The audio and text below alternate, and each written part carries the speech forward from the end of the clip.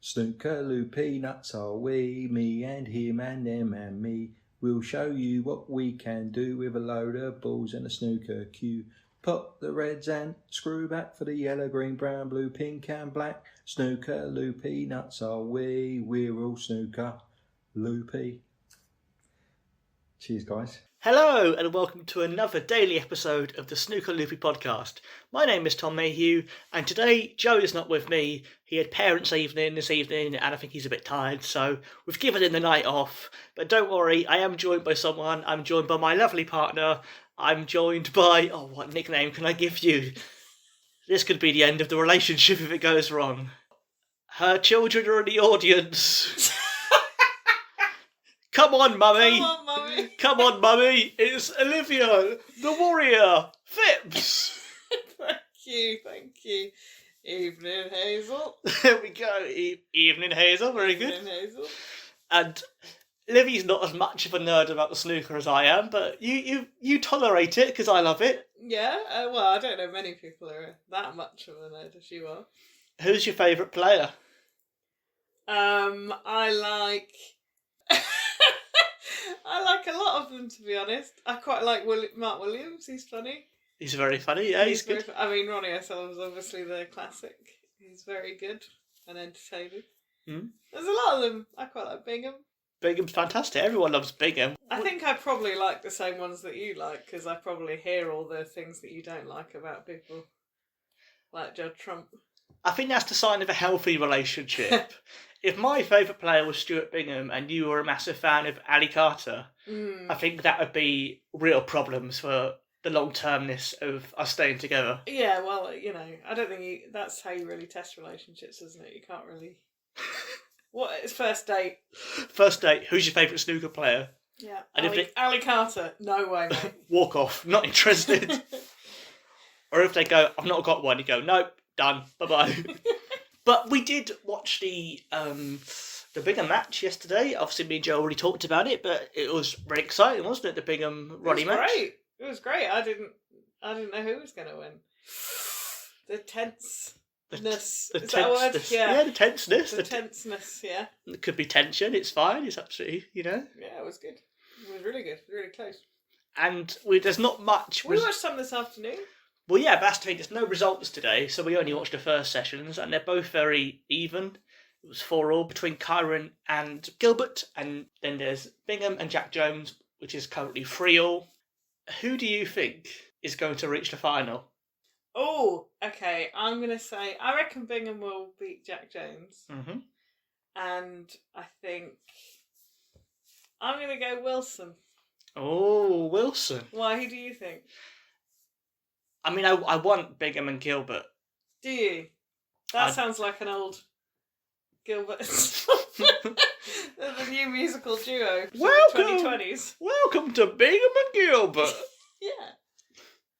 A hit musical about Stuart Bingham and David Gilbert. Yeah, exactly, yeah. It's what you've always wanted. I would love that. Well, what we could talk about is what we did when your parents got married last year. Mm-hmm. And there was a big snooker table and we had a bit of a match, didn't we? We did. It was the first time I've ever played on a full-size snooker table.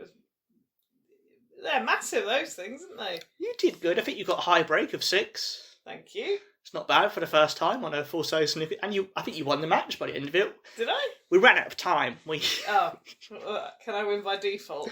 Just because I'll get in a stroff otherwise. Yes, you won by default. It was a high-quality match where probably about 5 Red Bulls were potted before we went, we've got to go home now.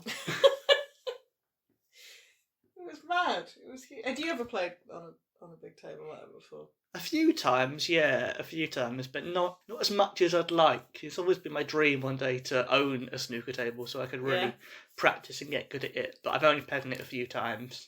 We had a tiny kids one when we were little, and I remember it was so exciting, like getting it must have been a tiny pool table or something, but yeah, it was kid size in comparison. I'm sure you could fit 8 of them in the actual size of a big one, but yeah, it was so exciting when we got that home. Must have been about 10. We had a pool table when Simon was 10, my brother. It was one that you could literally fit behind the sofa and you'd get it out and it would stand up and you'd be able to play, and it was great fun. We really loved it. Well, that's good. Our one eventually got a bit wonky, and it wasn't flat, so all the balls just rolled down. So not really what you need when you're trying to become the next Stuart Bingham, as it might be. Mm-hmm. That's what you always aimed at being, right? I hope so. I would love a Stuart Bingham poster. That's what we need. Currently, in the flat. We're currently in Livy's flat, and there is a lovely space, either behind the sofa or above our bed, where we could put a lovely picture of Stuart Bingham in a hot tub. What do you think? In his swim shorts. Yeah. Yeah, absolutely, yeah. Invite Kyron Wilson around so he can never forget it. Why not? Sounds good. Another game of snooker that we played was in, was it the remotest pub in the UK or in Scotland? In the UK, I think. Yes, and then we got thrown out by an angry Belgian man. Genuinely, it was this pub that are owned by a Belgian couple, I think. Yeah, I think so. And we were playing a game of snooker, and we bought drinks, and we were sitting there playing, and at some point, they just went, "Oh, you've got to leave now because we've got people coming in to eat a posh dinner." And the guy behind the bar, this really grumpy guy, literally, he didn't say that. He just came up to the table, grabbed the cue ball, took it away, and went, "Oh, you've got to go now." It was so aggressive. Why didn't we shout, "Where's the cue ball go?" We missed a trick there. I think we were just so shocked. Outrageous behaviour. He didn't even say, "Can you finish your game?" He literally just picked up the cue ball and walked off. Maybe he was like John Virgo's son. John Virgo's son, who's famously Belgian. Virgo does live in Spain now. I mean, does he? Let's be honest. I imagine Virgo secretly has got many children. Is he known as a ladies' man in the snooker circuit? Is that his thing? Well, you know. Here he is now. Now he started the rumour. There's always a gap. Oh, God.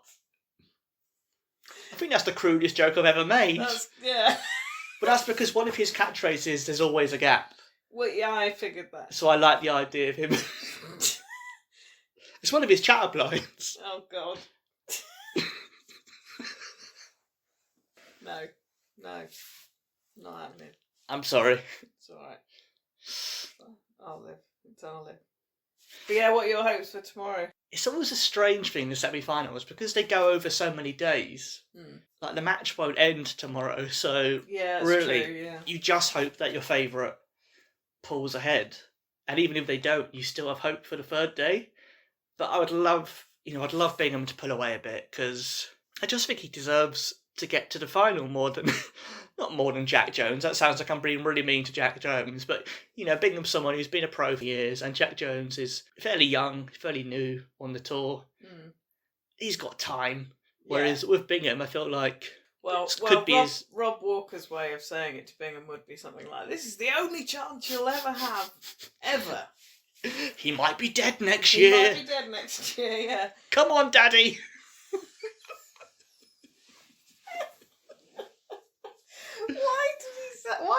Why does he think that's okay to say that? Well, he said it again today, didn't he, this morning? Yeah.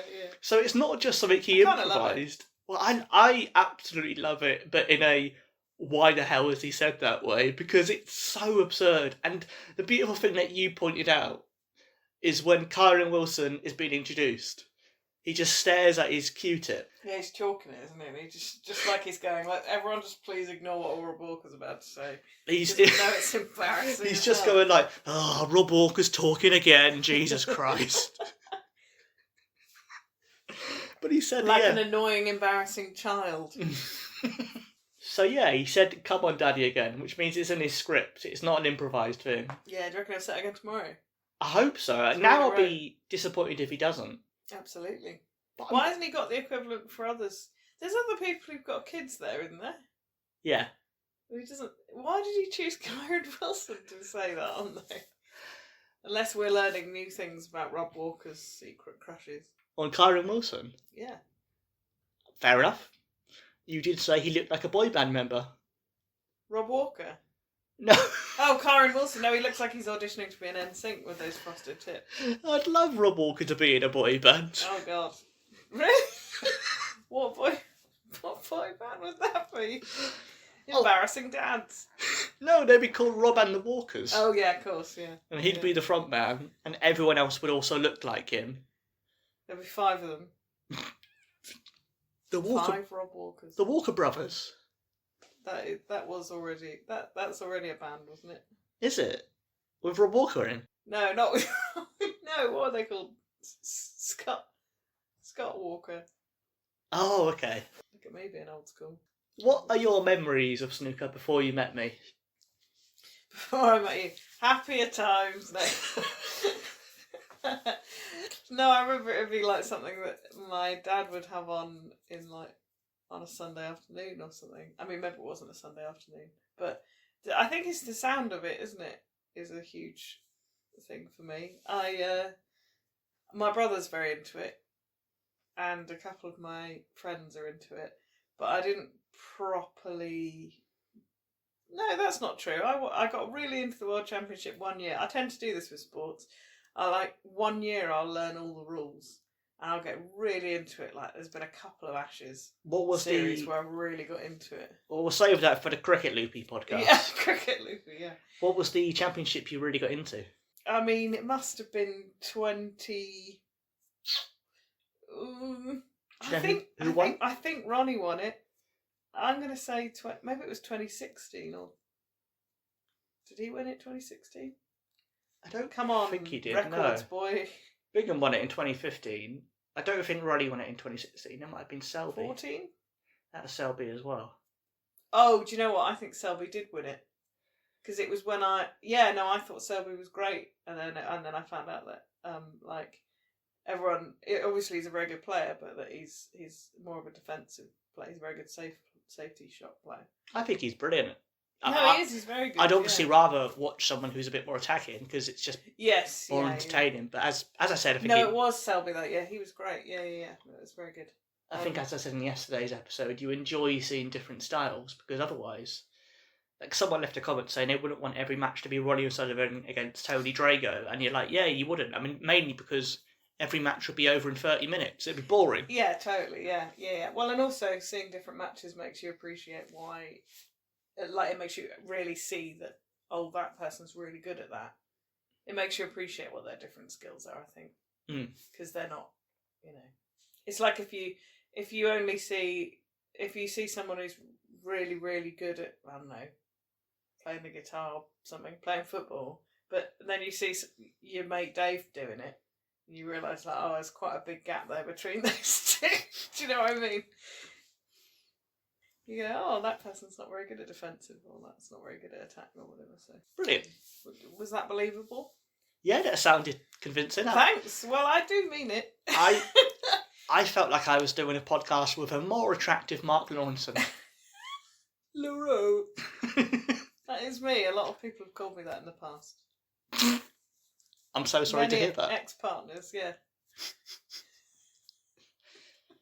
That's the thing. One similarity you have with Joe is I think you're both very good at impressions. Oh, really? Because his Dennis is really good, and I think you're really good at mimicking voices. And is there any snooker people you think you could do an impression of? Well, hang on. Let me just think if I can do anything. I could have a go. I could say, "Where's the cue ball going?" Maybe. Go on. Or I could just say, "Come on, Daddy." No, it's more like, "Where's the cue ball going?" That's good. That wasn't awful. That was quite good. Where's the cue ball going? Yeah, you've got the nasally tone. There we go. Thank you. It would be my dream come true to watch a match where it is you commentating as John Virgo and Joe can be Dennis. Oh, thank you. The dream team. Yes. Well, that is one of my hopes for this podcast. That me and Joe might reach those dizzy heights one day. That'll be what will happen. It'll be you and Joe commentating at the Crucible, and I'll just be sat at home. Having a lovely time going out. Where did this all go wrong? Bingham would have blocked me on Twitter. It would have... Can you do any impressions? of any of the snooker people. I'm not very good at impressions. You know this about me. I'm very bad at them. I don't know if I know that about you. I don't think I've ever decided that you're good or bad at impressions. Evening, Hazel. Yeah, that's alright. Good evening, everybody at home. That was good. It's all right. Come on, Daddy. Yeah, there you go. That was great. Can you do an impression of Rob Walker getting overly excited at Yan Bingtao's new telly? Oh, look how big this telly is. Is that 32 inches, is it? And, oh, look at this carpet. Oh, feel how soft this carpet. Make sure you get a good shot of this carpet. Whatever feature we do 2 other regular features, and one of them is Cue the Laughter, where we talk about a weird piece of snooker merchandise. So is there anything really weird that you've seen that I own, or that you've seen out in the world? I bought you... I often try and find snooker-based merch for your birthday. You do? It's much harder than you'd think to find it. Livi, I've spent hundreds of hours on eBay, I know. Exactly. Well, this is it. I'll never be able to find anything that you've never found before and potentially already bought yourself. To be fair, I hadn't found those snooker cards that you bought me, the top trumps. Yes, that's what I was going to mention. I hadn't found them, and they're good. Oh, good. They're a bit different, aren't they? I thought they were a bit strange. No, they're really happy. I've told Joe about them before, and he went, oh, they're very good. Oh, nice. That's good. Yeah, no. No, I think we need more like weird merchandise, like, you know, a duvet with just like massive picture of Ken Doxey on it or something. Like, that would be good. Is that what you want for our house? I mean, yeah, 100%. That's what makes a happy home. Oh, and both you and the listeners know that I'm going to look into this now. You will. And surely you can make one of them on Redbubble or something. One of them printing websites. We'll put the pictures up soon once I've got my Ken Doherty bedspread. Yeah. That's all you need. You could like get it printed on... Let's try and get all of them printed on something. But they have to be different things. So we'll have like a cushion, pillow, curtains. That would be good. Let's make it happen. Right, well, we've ruined our house now. You say ruined. I say made infinitely better. There was that feature earlier when they were all about turning the snooker bays into fashion items, and you had someone who had like a waistcoat that was made out of a baize, or a handbag made out of the cloth from the snooker table. Yeah, and was it Maguire? Murphy. I always get these two mixed up because they both begin with M. Livy always gets Murphy and Maguire confused, which neither of them would be happy about. No, they've got quite the rivalry. No, and I know they're different people when I see them. It's just the M's. And McGill, you get them mixed up as well. Yeah. Yeah, and Murphy said he'd want all of his suits being made out of that, and he wanted a whole suit made out of the table material. He wanted a whole suit made out of the green baize next year if he's in the top 16. And so I've never wanted Murphy to be in the top 16 more in my life, just to see him turn up with that. He'd stand out ridiculously though, wouldn't he? I mean, he usually does, though. That's true. He loves wearing like really glittery jackets and stuff like that, or fancy shoes. Does he? Yeah, he loves being like a showman. His nickname is the Magician. Right. And so I do think he likes to think of himself as this big, glittery showman. So he does... I mean, the greatest showman. He doesn't always, because otherwise you would have seen it. But he has before worn really glittery waistcoats that are really shiny. And... Oh, okay. He's the Joe Lycett of snooker. But he's not. I'm sure he's nothing like that, but...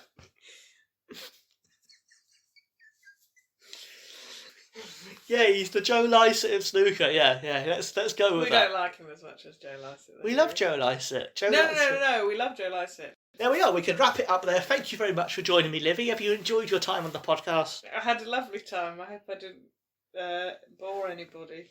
Of course you didn't. You brought a different energy.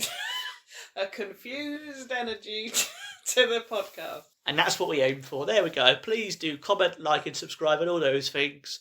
Joe, I mean, he might be back tomorrow. It might tomorrow be Livy and Joe. Who knows what's going to happen? Oh, God. That's the excitement. I apologise if that's the case. That's the joy of the Crucible. It could be anyone. Ooh. It could even be Sean Murphy. The way it's going this year, Tom, it really could be anybody. Hey, that was like a John Parrott quote. That was brilliant. Thank you. Hazel. Hazel. It's all right. Let's go buy a Ken Doherty bedspread. Yes, please.